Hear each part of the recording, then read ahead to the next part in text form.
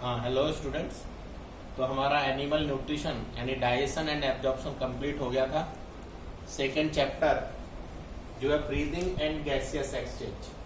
तो चैप्टर का नाम है breathing and exchange of gases. तो ब्रीदिंग होती है intake O2 and releases CO2 is called breathing. O2 लेते हैं लंग्स के अंदर और CO2 को लंग्स के अंदर से एटमॉस्फेयर में रिलीज करते हैं। इस पूरी प्रोसेस को हम ब्रीदिंग कहते हैं। ब्रीदिंग का एक सेकेंड नेम एक्सटर्नल रेस्पिरेशन भी होता है। Exchange of O2 and CO2 between lungs and atmosphere is called breathing या एक्सटर्नल रेस्पिरेशन। जो इंटरनल रेस्पिरेशन होगा वो सेल्स के अंदर होगा। इंटरनल रेस्पिरेशन में exchange of O2 and CO2 between blood and cells होगा। तो हमारे लंग से पूरा O2 ब्लड के साथ सेल्स में टिश्यूज में पहुंचेगा और वहां ब्लड में से यानी आरबीसी में से O2 निकलकर सेल्स में जाएगा और सेल्स में बना हुआ CO2 आके ब्लड के साथ अटैच होगा। तो exchange of O2 and CO2 between blood and cells is called internal respiration.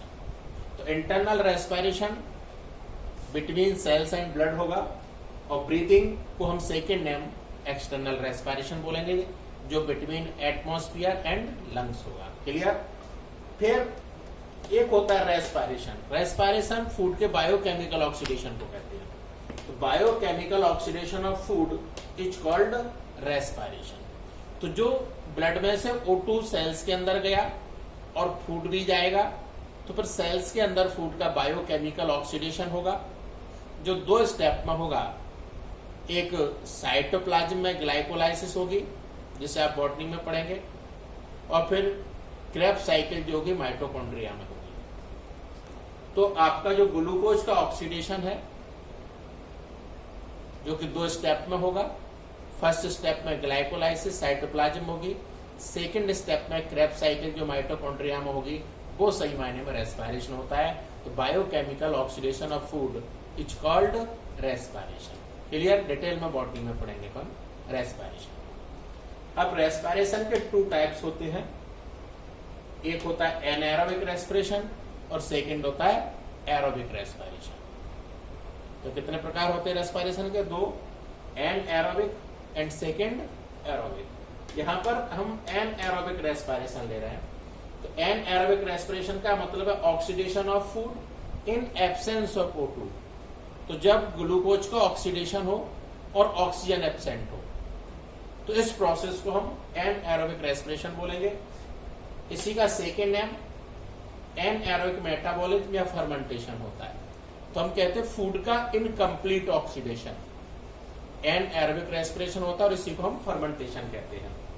इसका एग्जाम्पल जहां हमको ये प्रोसेस देखने को मिलेगी, ईस्ट में देखने को मिलेगा फर्मेंटेशन या एनाएरोबिक रेस्पिरेशन, बैक्टीरिया में देखने को मिलेगा और जो इंटेस्टाइनल पैरासाइट्स होते हैं कुछ प्रोटोजोआ उनमें देखने को मिलेगा और लिवर फ्लूइड में देखने को मिलेगा। तो यहां सब जगह हमको एनाएरोबिक रेस्पिरेशन देखने को मिलेगी। ग्लूकोज का एनाएरोबिक रेस्पिरेशन होगा तो प्लांट में जो बनेगा वो इथाइल अल्कोहल बनेगा C2H5OH। तो हमने कहा जब ग्लूकोज का इनकम्प्लीट ऑक्सीडेशन प्लांट्स में होता है तो जो प्रोडक्ट बनता है वो इथाइल अल्कोहल होता है और जब ग्लूकोज का इनकम्प्लीट ऑक्सीडेशन एनिमल्स में होता है तो जो बनता है वो लैक्टिक एसिड होता है C3H6O3। अब हमने नोट में लिया इन ह्यूमन की बॉडी में जो एनाएरोबिक रेस्पिरेशन है वो फॉलोइंग साइट पे देखने को मिलेगा। आई के केस में यदि हम बात करेंगे तो एनाएरोबिक रेस्पिरेशन लेंस और कॉर्निया में होगा। तो लेंस और कॉर्निया में इसलिए होगा बोथ आर एवेस्कुलर। हमारा लेंस और कॉर्निया दोनों को ब्लड सप्लाई नहीं होती, दोनों के दोनों एवेस्कुलर होते हैं और एवेस्कुलर होने के पीछे रीजन है लाइट का रिफ्रैक्शन जिससे लाइट रे जिसके अंदर से होती हुई अंदर रेटिना तक पहुंच पाए। सेकेंड आरबीसी में इनकम्प्लीट ऑक्सीडेशन होता है, एनाएरोबिक रेस्पिरेशन होता है और इसके पीछे रीजन होता है माइटोकॉन्ड्रिया एब्सेंट होती है। जैसा भी हम ऊपर बता रहे थे ग्लूकोज का ऑक्सीडेशन दो स्टेप में होगा, ग्लाइकोलाइसिस और क्रेब्स साइकिल। ग्लाइकोलाइसिस साइटोप्लाज्म हो जाएगी, क्रेब्स साइकिल माइटोकॉन्ड्रिया में होगी, और आरबीसी में चूंकि माइटोकॉन्ड्रिया नहीं होते इसलिए कंप्लीट ऑक्सीडेशन नहीं होगा, इनकम्प्लीट ऑक्सीडेशन होगा, जिसको आप एनाएरोबिक रेस्पिरेशन बोलेंगे। माइटोकॉन्ड्रिया एब्सेंट इसलिए होगी, आरबीसी जब फॉर्म होती है इनिशियल स्टेज तो इसमें न्यूक्लियस होता है, ड्यूरिंग मैच्योरेशन न्यूक्लियस एक्सटिंक्ट हो जाता है, और न्यूक्लियस एक्सटिंक्ट होगा तो अदर सेल ऑर्गेनेल्स भी एक्सटिंक्ट हो जाएंगे इंक्लूडिंग माइटोकॉन्ड्रिया। स्केलेटल मसल्स में एनाएरोबिक रेस्पिरेशन होता है, और स्केलेटल मसल्स में एनाएरोबिक रेस्पिरेशन होने का रीजन है माइटोकॉन्ड्रिया के नंबर्स कम होते हैं। तो इसलिए हमारे स्केलेटल मसल्स में जब इनकम्प्लीट ऑक्सीडेशन होगा फूड का तो लैक्टिक एसिड बनेगा, और लैक्टिक एसिड फॉर्म होने से जो होता है मसल फटीग होता है। तो क्या बनता है स्केलेटल मसल्स में लैक्टिक एसिड, और लैक्टिक एसिड बनेगा तो सीधी सी बात है मसल फटीग होगा। इसलिए जब हम बहुत ज्यादा फिजिकल वर्क करते हैं तो मसल्स थक जाती हैं, और थोड़ा सा रेस्ट करने पर यह लैक्टिक एसिड कोरेस साइकिल जो लिवर में होती है वापस ग्लाइकोजन में कन्वर्ट हो जाता है, जिसको हमने आपको डाइजेशन एंड एब्जॉर्प्शन में बताया था, जिसको ग्लाइकोनियोजेनेसिस कहा था।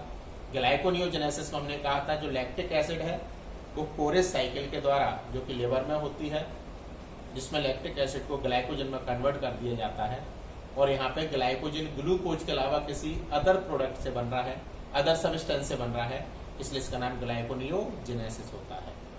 ठीक है, तो lactic acid conversion to glycogen through Cori's cycle in liver called gluconeogenesis. ठीक है, तो स्केलेटल मसल से लैक्टिक एसिड रिमूव हो जाता है। अब इसके आगे हमारी जो सेकंड हेडिंग होगी वो एरोबिक रेस्पिरेशन होगी। Thank you.